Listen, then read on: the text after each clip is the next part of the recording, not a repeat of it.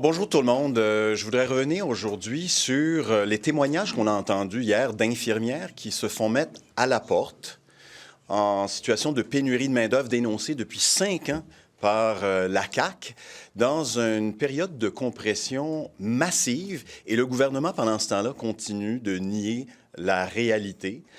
On sait, la semaine dernière, on a posé des questions, on a fait des motions, on a eu une interpellation. Le gouvernement continue non seulement de manquer de transparence par rapport aux compressions qui sont en cours, mais carrément d'honnêteté par rapport à la démarche qu'il mène aujourd'hui. Ça, c'est troublant. Il y a pour nous un manque de confiance, un bris de confiance qui est en train de se créer entre les citoyens, les gens qui travaillent pour le réseau et évidemment le gouvernement. Aujourd'hui, on en rajoute 300 000 que le gouvernement accorde à des médecins, à des experts, pour essayer de trouver une solution à la prise en charge des Québécois par le système de santé, alors que sa promesse, rappelons-nous, était que chaque Québécois est un médecin de famille. En novembre dernier, le ministre a dit « c'est pas ça qu'on va faire, on va trouver une prise en charge par un professionnel de la santé ». On apprend maintenant qu'il n'a aucune idée à savoir comment il va procéder. Et il dépense 300 000 pour qu'on lui apporte des solutions. Le gouvernement, aujourd'hui, est en train, à travers Santé Québec, de couper les chèques emploi-service pour donner des chèques en blanc aux experts de tout acabit, aux consultants de tout acabit. Il a sous-traité les compressions budgétaires à Santé Québec, dont la masse salariale atteint plusieurs millions de dollars. Le plus gros employeur au Québec et au Canada, avec plus de 350 000 employés, n'est pas foutu de définir sa propre mission, n'est pas capable de définir comment il va agir pour remplir les commandes du gouvernement. 3 millions de dollars de contrats qui sont donnés à des experts et à des consultants, c'est le bar ouvert pour les firmes de consultants pendant que les citoyens n'ont pas accès à des services de santé élémentaires, des soins d'obstétrique à Sainte-Anne-des-Monts pour toute une MRC ou à Témiscouata-sur-le-Lac, des urgences qui sont menacées de fermer à Trois-Pistoles et ailleurs. Et pendant ce temps-là, il y a des gens qui se graissent la patte aux dépens des contribuables avec l'accord, évidemment, du gouvernement. Alors moi, je veux dénoncer ça aujourd'hui, puis encore une fois, demander au gouvernement qu'il fasse preuve de transparence et d'honnêteté. Jusqu'où vont aller les coupures, puis jusqu'où on va aller pour donner des contrats aux experts et aux consultants d'un peu partout. Merci. Sur un autre sujet, commence aujourd'hui la commission parlementaire sur le projet de loi 69 relatif à la réforme du secteur de l'énergie.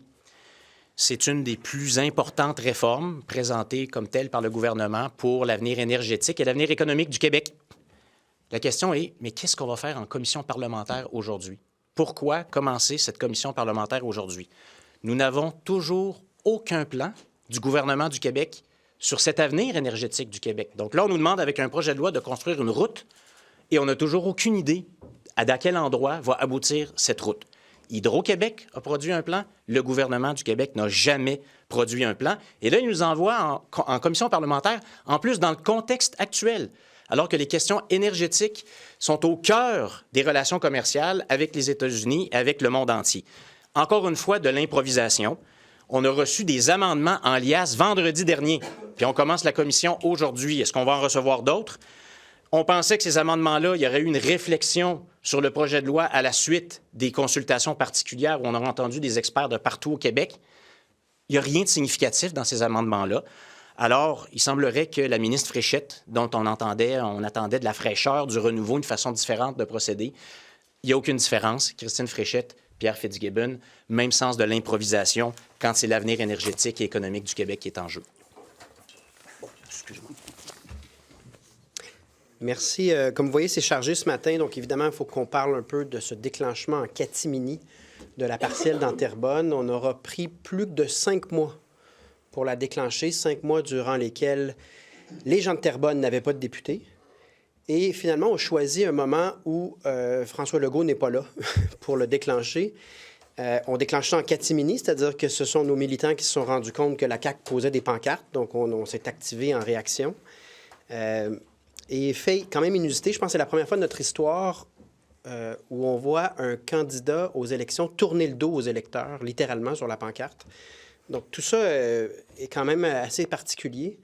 On nous parle donc d'une date du 17 mars prochain.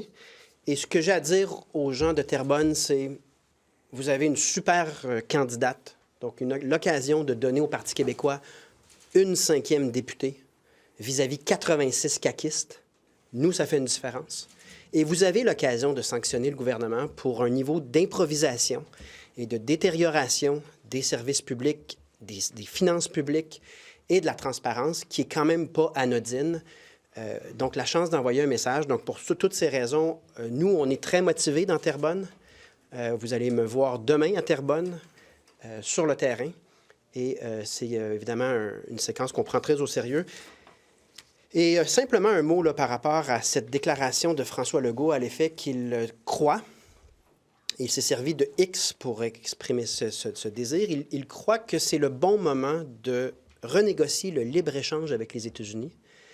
Je trouve cette affirmation incompréhensible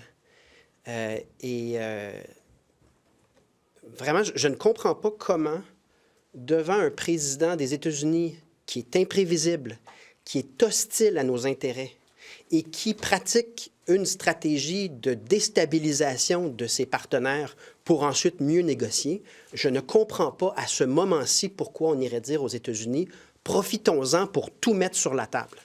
C'est une façon de dire aux États-Unis « votre stratégie de déstabilisation fonctionne ». On est paniqué au point où on veut renégocier tout de suite quelque chose qui n'est pas à négocier. Et c'est de prendre le mauvais moment parce qu'évidemment, Donald Trump est au début de son mandat. Il y a des contrepoids, des contre-pouvoirs aux États-Unis qui vont se faire entendre lorsque les gens, notamment sur ce tarif sur l'aluminium, lorsque les gens vont réaliser que c'est les États-Unis que ça pénalise, il y aura des voix qui vont s'élever. Vous noterez d'ailleurs que le fameux tarif, il n'est pas en vigueur aujourd'hui. On l'a reporté au 12 mars. Pourquoi? Parce qu'on se doute de la réaction des marchés, puis on se donne une marge de manœuvre de reculer. Mais c'est à nous de demeurer calmes et de ne pas rentrer dans le jeu de l'escalade ou de la panique où est-ce qu'on se met à négocier dans toutes les directions. Et j'implore le gouvernement du Québec de ne pas tomber dans ce panneau-là et de ne pas mettre de l'avant une renégociation dans le contexte où on le sait de toute façon, Donald Trump, ce qui est négocié, ça ne l'empêche pas de faire quoi que ce soit. C'est sa propre entente de libre-échange qui est en vigueur en principe en ce moment. Ça ne change rien à sa faculté d'inventer des tarifs du jour au lendemain. Donc, gardons la tête froide, mais pour vrai, pas un slogan, là. Et assurons-nous de ne pas faire de faux pas, de ne pas encourager ce qui pourrait devenir une escalade de sanctions commerciales entre le Québec et les États-Unis. Est-ce que de renégocier un accord ne pourrait pas venir justement enlever l'incertitude qui plane, qui semble faire mal, parce qu'une fois que ce sera renégocié, bien, Donald Trump aura négocié la chose en bonne et due forme. Ça va ajouter de l'incertitude. On a déjà une incertitude chronique qui va ralentir l'économie. On va tout mettre sur la table en sachant la manière dont se comporte le président des États-Unis à ce jour en négociation. On nous explique que ça va mettre fin à l'incertitude, ça va en ajouter. Mais surtout, on a la quasi-certitude dans ce scénario-là de repartir de la table de négociation en ayant perdu une chemise ou d'autres éléments. Là, ça ne se passera pas bien dans les circonstances. Alors que si on laisse l'usure du pouvoir et les contrepoids agir aux États-Unis, je pense que dans 1 an, dans 2 ans, on pourrait être ailleurs. Notamment, il y aura des voix qui vont finir par s'élever parmi les élus républicains, les gouverneurs, qui vont dire « ces tarifs-là font perdre des emplois dans ma circonscription. Arrêtez. » Il va y avoir des voix économiques fortes aux États-Unis pour dire, là, on est en train de se tirer dans le pied. Mais de faire ça maintenant, c'est de dire au président des États-Unis, votre technique de déstabilisation marche au point qu'on arrive à genoux et on est prêt à mettre tout sur la table maintenant. Je pense que c'est vraiment incompréhensible. De notre point de vue, là, je ne comprends pas. Ça sent l'improvisation, un peu comme lorsque François Legault a dit, le lendemain de la possibilité des tarifs, qu'on ferait des projets d'Hydro-Québec puis ça remplacerait les jobs perdus. Mais donc, on fait rien. Mieux vaut prendre notre temps. Qu'est-ce qu'on attend au juste? On a proposé plusieurs choses concrètes, là, donc diversification, on a besoin d'aller... Bien, ça ne s'est pas fait. C'est de long terme, là. Bien non, c'est court terme, envoyer une mission maintenant, Puis on n'a rien fait. Défiscalisation, défiscalisation pour les exportations, c'est court terme, c'est maintenant, on n'a rien fait. Aider les entreprises au niveau de l'allègement de leurs opérations, on n'a rien fait. Donc, il y a des choses à faire. Et moi, je dis simplement, avant d'accélérer l'euphorie de Trump dans ses décrets, là, parce qu'il signe des décrets sur les pailles en plastique, là. Avant d'accélérer ça en rajoutant le lendemain matin d'autres possibilités de créer de l'instabilité, ralentissons le jeu, soyons calmes et reconnaissons que le décret sur l'aluminium, lorsqu'il rentrera en vigueur, a peu d'impact sur l'emploi et l'économie au Québec. C'est aux États-Unis que ça va faire mal. Parce que les États-Unis ne peuvent pas se passer de notre aluminium, mais eux, ça va leur coûter 25 % plus cher essayer de faire une voiture ou une roue. Donc, laissons-les dans ça. Notre économie va être peu affectée, puis les endroits où on sera affecté, on est en mesure de réagir. Mais n'embarquons pas dans la stratégie trumpiste de créer une espèce de chaos ou de déstabilisation généralisée. Avec ce que vous dites de ne pas embarquer dans la stratégie, est-ce que vous regrettez de lui avoir donné raison, par exemple, sur la question du fentanyl à la frontière, alors qu'on a vu que ça semblait être un prétexte, après ça que M. Trump a évoqué la question des banques, après ça, Est-ce que j'ai donné raison à M. Trump sur la question des banques? Non, mais non, parce qu'il n'y avait pas de fondement, parce qu'il n'y avait pas de fondement factuel. Sur le fentanyl, il y a des fondements factuels. Et je comprends qu'il y a des journalistes qui s'en tiennent seulement aux quantités saisies. Mais le fait est qu'il y a du trafic de drogue, du trafic de personnes et du trafic d'armes depuis des années. Et c'est pas donner raison à Trump. Ça, c'est le titre qui a été retenu. On donnait raison aux Américains parce que Biden et l'administration Obama tenaient le même discours sur le caractère poreux. Donc, nous, notre position, c'est lorsque l'administration Trump a un argument qui tient la route, bien, on a intérêt à offrir des solutions pour éviter les tarifs. Cependant, lorsque ça ne tient pas la route, par exemple, les banques américaines, elles ont le droit de faire affaire au Canada. Vous pensez vraiment que c'est un argument qui tenait la route et qu'il fallait répondre aux appréhensions de M. Trump, et c'est peut-être ça qui a eu un impact sur le report des tarifs ou pas? Non, ça c'est vous qui le dites. Nous, je vous pose la question, j'essaie de comprendre votre raisonnement. Je ne comprends pas votre question. Quelle est-elle? Mais je vous demande, est-ce que vous trouvez que c'est encore la bonne stratégie que de donner raison à M. Trump sur le fentanyl? Dans la situation actuelle, c'était la bonne position. Il faut rester calme, il ne faut pas encourager M. Trump, il ne faut pas rentrer dans son jeu. Justement, c'était la bonne position de départ. Il dit, on a des enjeux à la frontière, on le sait que c'est vrai. Demeurer calme, c'est dire, bien, parlons des solutions ensemble. Mais lorsque il y a des tarifs qui font mal aux États-Unis et qui affectent peu l'économie québécoise, la réponse devrait être vraiment calme de notre part et surtout pas de mettre sur la table une renégociation de tout ce qu'il y a de libre-échange à ce moment-ci, constatant l'hostilité, mais aussi les ambitions là, démesurées de l'administration à ce jour. Laissons les États-Unis évoluer là-dedans parce que les États-Unis, ce n'est pas que Donald Trump. Il y a beaucoup de gens aux États-Unis, puis il y a beaucoup de mécanismes de pouvoir, de contre-pouvoir. Et ce qu'on a vu comme mesure tarifaire, si elle a lieu, parce que 12 mars, c'est une façon de se donner du temps pour changer d'idée. C'était supposé avoir lieu aujourd'hui. Si elles ont lieu, elles feront mal aux États-Unis, pas au Québec. Mais qu'est-ce qu'il faut que les contre-pouvoirs vont faire effet par rapport à ce président-là? Vous avez mentionné les décrets, ces pailles de plastique, puis le fait qu'il était parti. Il était sur une lancée. Ouais, qu'est-ce qui vous dit que dans 1 an ou dans 2 ans, il va retrouver ses esprits, puis qu'il va... C'est-à-dire que ça peut difficilement être plus instable, imprévisible et hostile qu'en ce moment. Et il y a un principe de base en politique, c'est l'usure du temps et l'usure du pouvoir. Il y a des élus dans chaque État américain qui constateront, si vraiment on procède avec ces tarifs sur l'aluminium et l'acier, que les conséquences sur l'inflation américaine et sur la capacité économique des États-Unis vont être très nocives. Donc, laissons les États-Unis cheminer, laissons les marchés parler. Vous vous souviendrez que ce sont les marchés qui ont sûrement influencé le plus Donald Trump dans sa première tentative sur les tarifs. Rappelons que tout ça a déjà eu lieu en 2018. Et je vous dis, si vraiment on est calme et on refuse d'embarquer dans une escalade, ce qui est le souhait de Donald Trump, on ne mettra sûrement pas sur la table à ce stade-ci une renégociation de tout dans un geste de panique. En même temps, M. Legault le soutient, puis les entreprises qui le subissent également. La situation actuelle crée de l'incertitude. Puis que l'incertitude est pire qu'une décision finale. C'est ce que les entreprises qui étaient visées ont dit. Et c'est ce que M. Legault a répété à la suite du retrait de la première menace. Donc, de renégocier, puis de peut-être mettre le couvercle sur le chaudron, puis de dire, ben voici ce que ça sera pour les 3 prochaines années, ça serait pas ça la meilleure des solutions? Mais non. Vous en avez une entente en vigueur signée par Donald Trump Il lui-même. ne la respecte pas. Pourquoi la prochaine serait-elle respectée? Oui, mais il crée de l'incertitude. Ben oui, si mais- on renégocie mais maintenant... respectueusement on pourrait- soumis, votre raisonnement, c'est de dire que s'il y a une nouvelle entente, elle va être plus respectée que l'entente en vigueur présentement, alors que l'entente en vigueur présentement est signée par Donald Trump. Il ne respectera pas plus la nouvelle entente, mais il va profiter de ce chaos de tout renégocier pour accentuer cette pression de déstabilisation. Il n'y a aucune raison, dans la manière dont se comporte le président des États-Unis en ce moment, de mettre sur la table une renégociation de tout et rien dans un geste de panique. Il n'y en a pas de raison. Se souvenir, c'est important. Et là, revenons à la dernière négociation, lorsque les États-Unis ont demandé de renégocier l'accord de libre-échange nord-américain, l'ALENA. La période de négociation en elle-même est une période d'incertitude.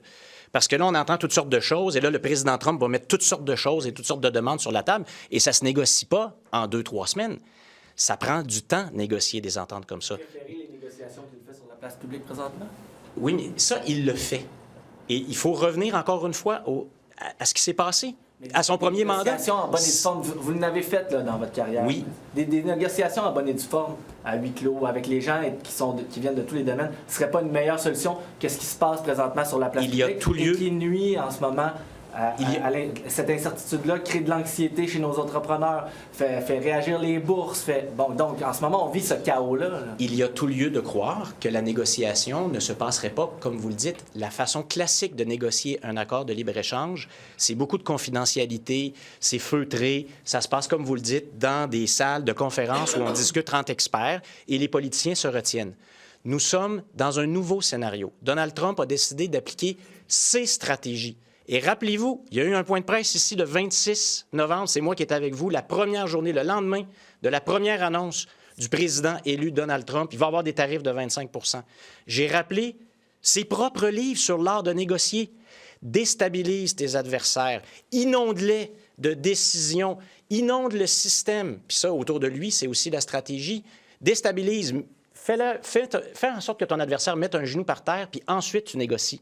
Nous, ce qu'on dit, c'est que c'est justement pas le temps de renégocier maintenant.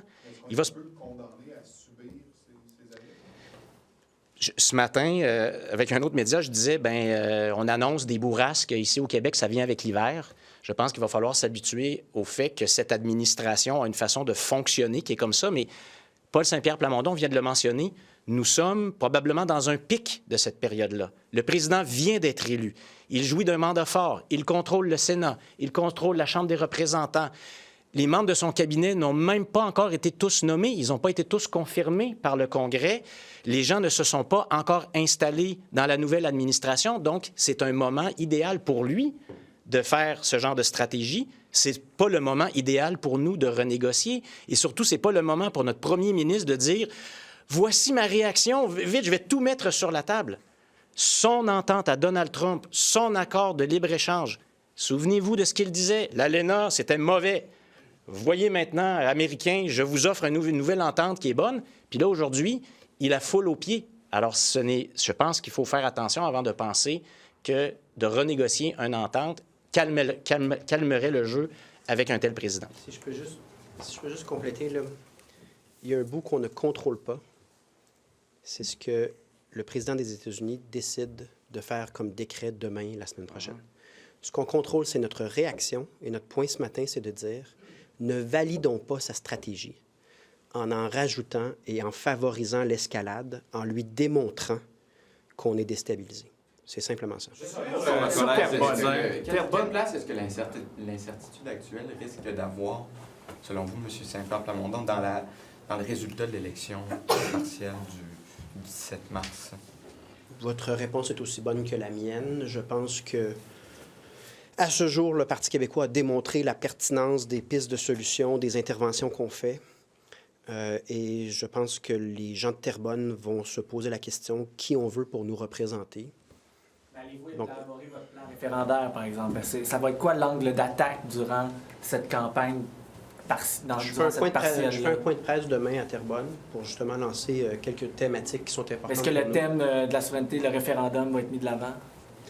On met de l'avant l'indépendance dans chacune de nos campagnes. Donc, ça va être là. Puis, je pense qu'il n'y a aucun doute sur nos orientations là-dessus et on a du soutien. Donc, allez-vous vous absenter des périodes de questions? Vous dites demain, je ne suis pas là. Oui, demain, je ne suis pas là. Donc, je vais tenter de faire la période de questions si c'est possible. On va voir la température.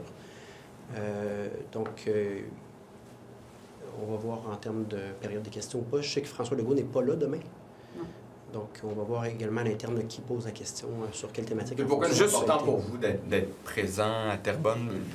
Je pense que vous avez quand même donné, vous avez fait preuve d'une confiance apparente envers votre candidate, là.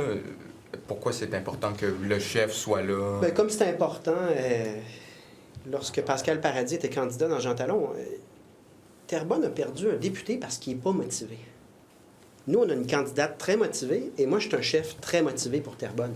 Je veux que ça se voit, je veux que ça se sache, puis je veux que les gens nous voient à nouveau travailler comme on a travaillé Jean Talon, puis comme on travaille à 4 députés sur tous les enjeux devant 86 députés caquistes. Je veux qu'on continue ce qui nous caractérise, c'est-à-dire l'ardeur au travail, puis le sérieux qu'on met. Vous ne préfériez pas attendre une journée où ça siège quoi à l'Assemblée nationale pour pouvoir être ici? Bien, je constate que ma présence à l'Assemblée nationale est très régulière. Je constate que le premier ministre n'est pas là demain, donc je ne peux pas poser de questions au premier ministre. Donc, quand le premier ministre n'est pas là, ça ne vaut pas la peine pour vous d'être ici? Non, c'est qu'on pose des questions, de toute façon. Mais la question, elle va être posée par peut-être un de mes collègues. Donc, on va voir demain là, si je fais la période de questions. Concernant la position du Collège des médecins, il y a une commission là, ce matin. Le Collège des médecins considère qu'on devrait retirer le statut de médecin non participant. C'est quoi votre lecture de cette proposition-là? Ils seront entendus tantôt. On va les entendre, effectivement, puis on va poser des questions pour en savoir davantage. Mais en fait, ce qu'ils disent, c'est que le gouvernement fait fausse route avec l'idée d'imposer des conditions aux jeunes médecins sans regarder l'ensemble du portrait où il y a près de 800 médecins qui se sont désaffiliés, qui sont non participants, alors que pour tout le Canada, c'est 12. Pourquoi? Parce qu'ailleurs au Canada, on ne permet pas aux médecins de se désaffilier. Parce qu'ailleurs au Canada, on ne permet pas aux médecins de surfacturer les contribuables qui payent déjà pour le système de santé. Ces propositions-là sont très intéressantes. Puis le projet de loi le lit pas mal moins parce qu'il ne va pas assez loin. Donc nous, on va continuer d'assister aux consultations, mais c'est une idée, en fait, c'est une proposition qui semble extrêmement valide, c'est-à-dire d'élargir la capacité du gouvernement d'agir.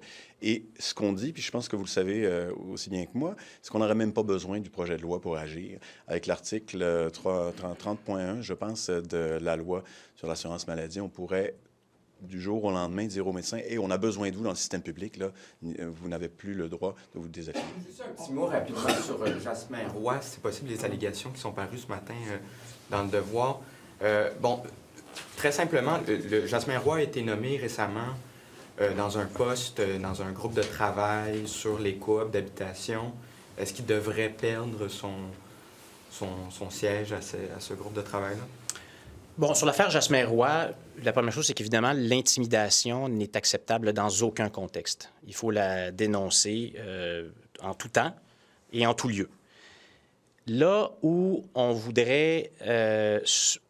Là où on a un message aujourd'hui, c'est qu'on apprend par l'enquête dans les médias ce matin qu'il pourrait y avoir eu des passe-droits ou des accélérations ou des interventions, notamment au niveau du cabinet, de dossiers qui avaient été par ailleurs rejetés par les travailleurs de l'État, par les fonctionnaires qui traitaient les dossiers.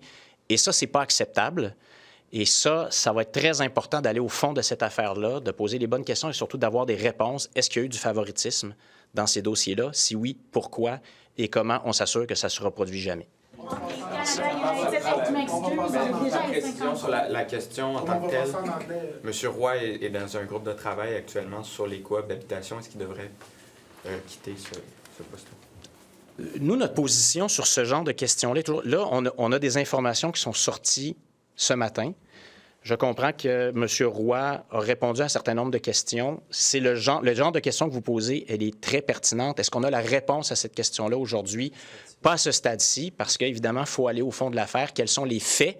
Quelles sont les responsabilités? Parce qu'il faut faire attention aussi dans notre système, il y a cette présomption d'innocence. Donc là, pour l'instant, assurons-nous de c'est quoi le fond de l'affaire avant de prendre des décisions comme celle-là, mais c'est une question qui va devoir se poser. The fact that Premier Legault is repeating and keeps repeating even in the last few hours that Canada should renegotiate the Canada-United States-Mexico agreement is basically bending a knee in front of Donald Trump in Washington, D.C.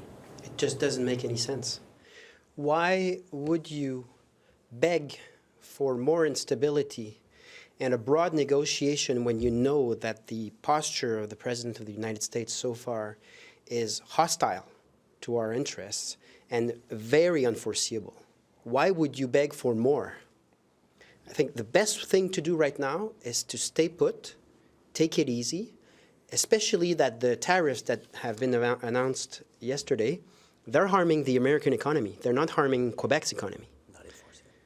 So if it's enforced on the 12th, there'll be reactions within the United States saying, what are we doing? On March 4th, that those tariffs we are... read 12 this morning, and it was 4 yesterday. The information we had yesterday was 4. Whether so it's we'll 4... see. It's just that it could be a good thing just to open it up, reopen these negotiations around the table, and make sure that we know exactly how far the Trump administration is ready to go, and then we settle down, and then we're free for the rest of Trump's mandate. No? This reasoning would make sense in a conventional political environment.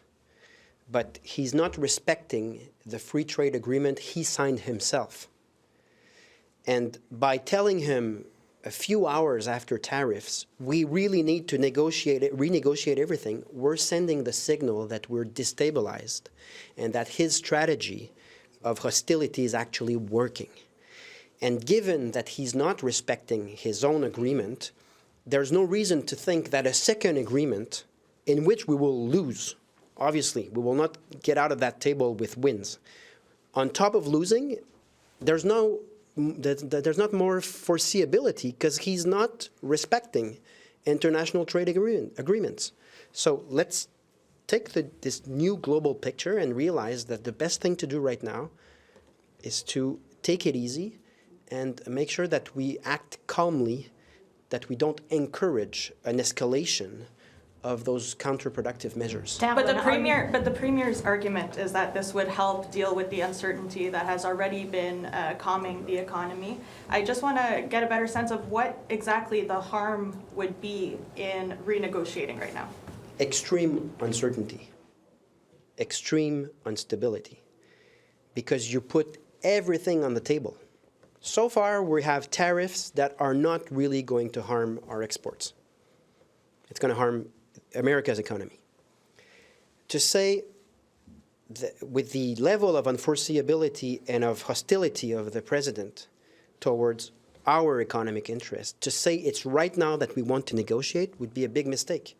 It's telling him that it's working, his strategy is working, and you take him at the beginning of his mandate where he has a sense of mightyfulness. Can you say that? Being mighty. Mighty? I don't Not know. really, but I'm not sure what to replace it with. I don't want He to has a answer. sense. He has a sense of grandeur. I mean, He has a sense of grandeur. You could say. of grandeur. Grandeur. Grandeur? Yes.